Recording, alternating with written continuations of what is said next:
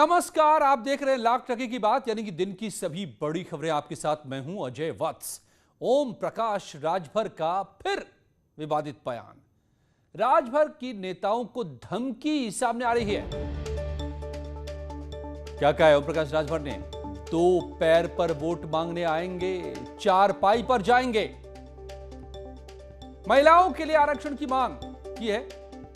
50% reservation सुरक्षित करें, OP Rajbhar ने कहा है। तो फिर से एक बार ओपी राजभर के बिगड़े बोल। 2 पैर पर वोट मांगने आएंगे और 4 पैर पर वापस लौटेंगे। जब वो कहे कि वोटे बदे तो उसे कहता 50% महिलाओं को रिजर्वेशन नौकरी में लागू करो, राजनीति में लागू करो, लोकसभा विधानसभा में लागू करो, तब वोट मांगने आना, नहीं दोबारा आ जाओगे तो फिर यहां से जिंदा नहीं जा सकते। आए वो 2 पैर से और जाओगे 4 पैर से उठा के। और कर्नाटक को आज नया मुख्यमंत्री मिल गया। बीएस येदियुरप्पा ने सोमवार को अपने पद से इस्तीफा दे दिया था, जिसके बाद आज बेंगलुरु में बीजेपी विधायक दल की बैठक में बसवराज बोम्मई को अगले मुख्यमंत्री के तौर पर चुन लिया गया। येदियुरप्पा की जगह बसवराज अब संभालेंगे कामकाज। पूर्व सीएम एसआर बोम्मई के बेटे हैं बसवराज। येदियुरप्पा के करीबी माने जाते हैं बसवराज। केंद्रीय मंत्रियों ने राज्य के कई नेताओं से मुलाकात भी की। बोम्मई लिंगायत समुदाय से आते हैं। उनके पिता एसआर बोम्मई भी कर्नाटक के मुख्यमंत्री रह चुके हैं और अब बसवराज बोम्मई बनेंगे नए सीएम।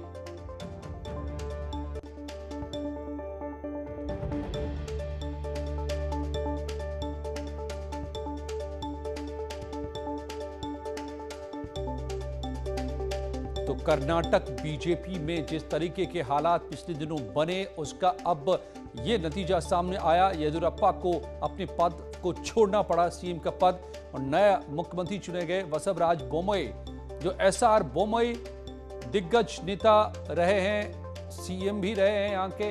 अब कर्नाटक के उन्हीं के सुपुत्र बसवराज बोम्मई को अब बनाया गया है सीएम।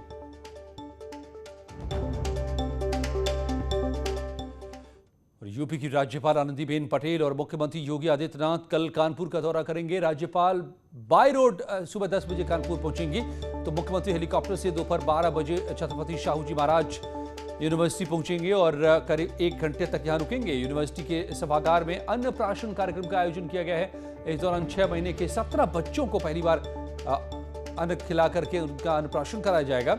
इसके अलावा आंगनवाड़ी कार्यकर्ताओं को किट बांटा जाएगा। मंडलायुक्त राजशेखर और पुलिस कमिश्नर असीम अरुण ने यूनिवर्सिटी पहुंचकर तैयारियों का आज जायजा भी लिया।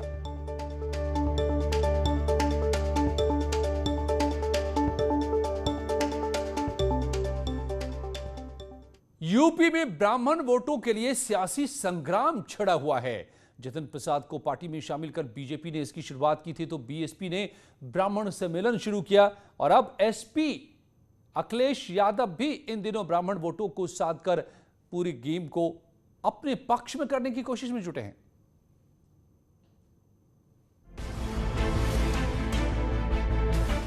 यूपी विधानसभा चुनाव में अभी करीब 7 महीने बचे हैं, लेकिन चुनाव से पहले ही बीएसपी ब्राह्मण मतदाताओं को अपनी ओर लुभाने में जुट गई है।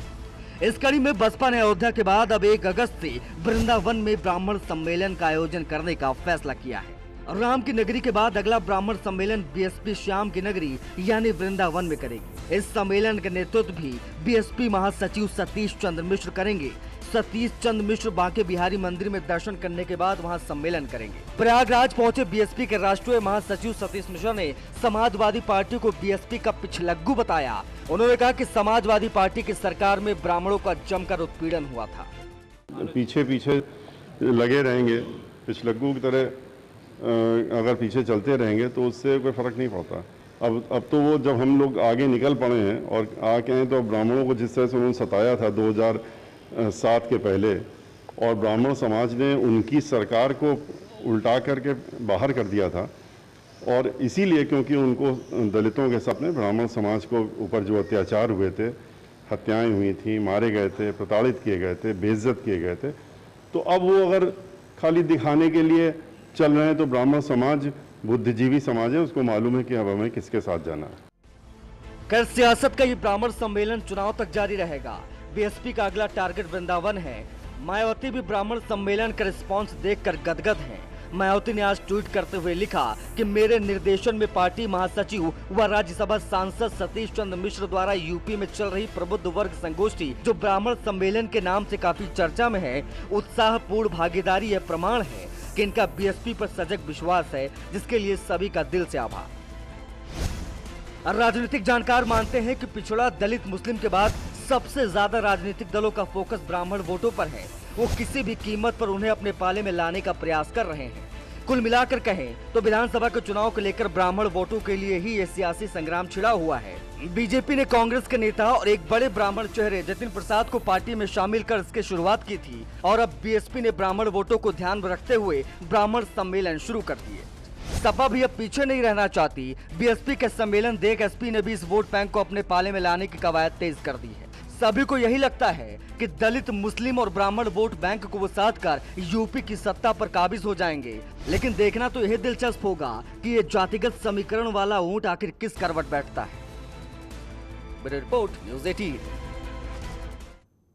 और बीएसपी के ब्राह्मण सम्मेलनों पर बीजेपी की भी नजर है। डिप्टी सीएम केशव मौर्य से लेकर मंत्री सतीश द्विवेदी तक सभी ने एक सुर में कहा है कि बीजेपी सभी को साथ लेकर चलने वाली पार्टी है। ब्राह्मण भी इसके साथ हैं। योगी सरकार के शिक्षा मंत्री सतीश द्विवेदी ने विपक्ष पर ब्राह्मणों को बरगलाने का आरोप लगाया है। कोई बसपा से प्रभावित नहीं होने वाला, कोई सपा से और कांग्रेस से प्रभावित नहीं होने वाला, और वह सब जमीन अपनी खो चुके हैं। जो जनता के बीच में संकट के समय दिखाई नहीं देते, वह चुनाव के समय दिखाई देंगे। जनता उनको स्वीकार नहीं करेगी, उनको नकार। देखिए, सपा बसपा हो चाहे कांग्रेस हो, इन सबका चरित्र अब उजागर हो चुका है। प्रदेश की जनता ये समझती है कि जब चुनाव आता है तो इनके पास प्रदेश के विकास का कोई खाका नहीं होता, इनके पास कोई मुद्दे नहीं होते हैं। जब सरकार होती है तो ये जातिवाद, क्षेत्रवाद, सांप्रदायिक तुष्टीकरण की कुत्सित राजनीति करके उत्तर प्रदेश को पीछे धकेलते हैं। इसी का परिणाम है कि पिछले 20-25 वर्षों में उत्तर प्रदेश पीछे जा चुका था। जासूसी मामले को लेकर एसपी के राज्यसभा सांसद रामगोपाल यादव का बयान आया है। रामगोपाल यादव ने कहा है कि जासूसी वाले मुद्दे को लेकर केंद्र सरकार सदन नहीं चलाना चाहती।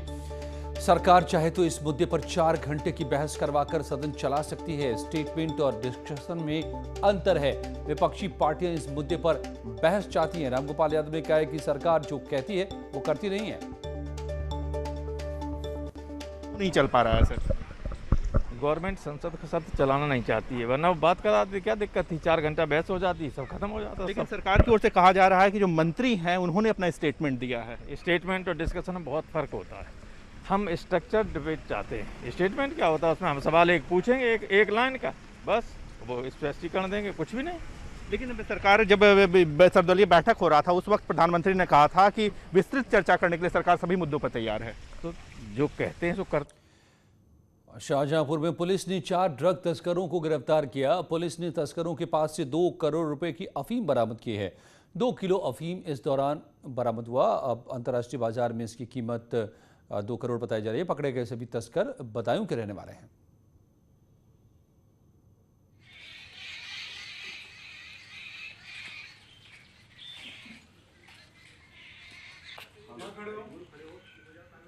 इनके पास से असलहा भी बरामद हुआ है।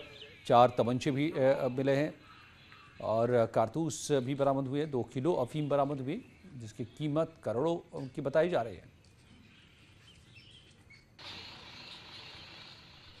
मुखबिर की सूचना पर थाना कड़िया रंगीन पुलिस द्वारा 4 अभियुक्तों को गिरफ्तार किया गया। ये सभी जनपद बदायूं के रहने वाले हैं।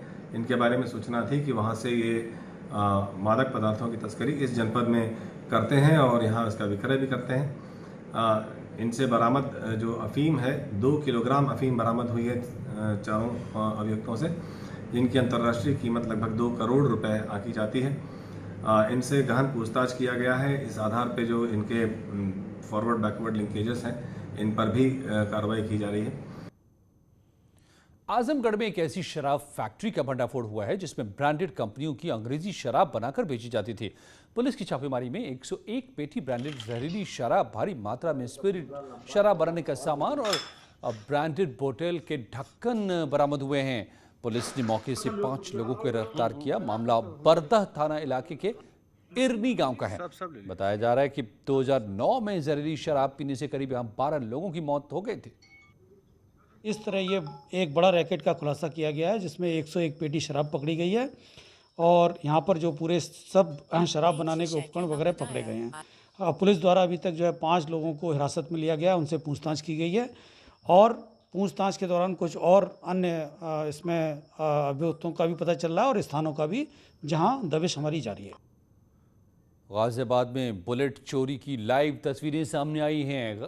तस्वीरें गाजियाबाद के कवि नगर थाना इलाके के गार्गी हॉस्पिटल के बाहर की हैं। बाइक चोर ने हेलमेट पहनकर बाइक चुराई। सीसीटीवी में ये तस्वीरें कैद हुई हैं। आप देख सकते हैं शातिर चोरों ने बड़े आराम से बाइक का लॉक तोड़ा और फिर स्प्लेंडर बाइक से पैर लगाकर बुलेट बाइक को लेकर फरार हो गए। बाइक चोर ने हेलमेट पहना हुआ था, बहुत ही आसानी से बुलेट बाइक की ये चोरी कर ली।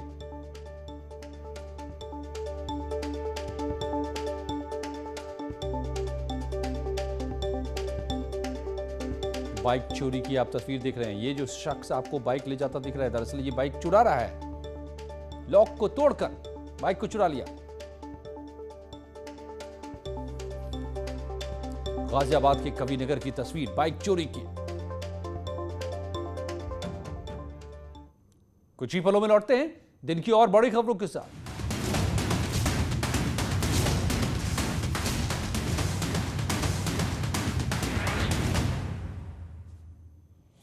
आने वाले चुनाव को लेकर यूपी के बीजेपी सांसदों की दिल्ली में बड़ी बैठक होने जा रही है। 28 और 29 जुलाई को यह बैठक होगी। 28 को ब्रिज और पश्चिम क्षेत्र की बैठक होनी है। 29 को अवध और काशी क्षेत्र के सांसद मिलेंगे। बैठक में मुख्यमंत्री योगी भी शामिल होंगे। यूपी बीजेपी के अध्यक्ष स्वतंत्र देव सिंह, प्रदेश संगठन मंत्री सुनील बंसल और यूपी प्रभारी राधा मोहन सिंह भी इस बैठक में रहेंगे। बीजेपी अध्यक्ष जेपी नड्डा भी शामिल हो सकते हैं। बताया कि यूपी विधानसभा चुनावों की तैयारियों को लेकर ये बड़ी बैठक दिल्ली में 2 दिनों तक चलेगी।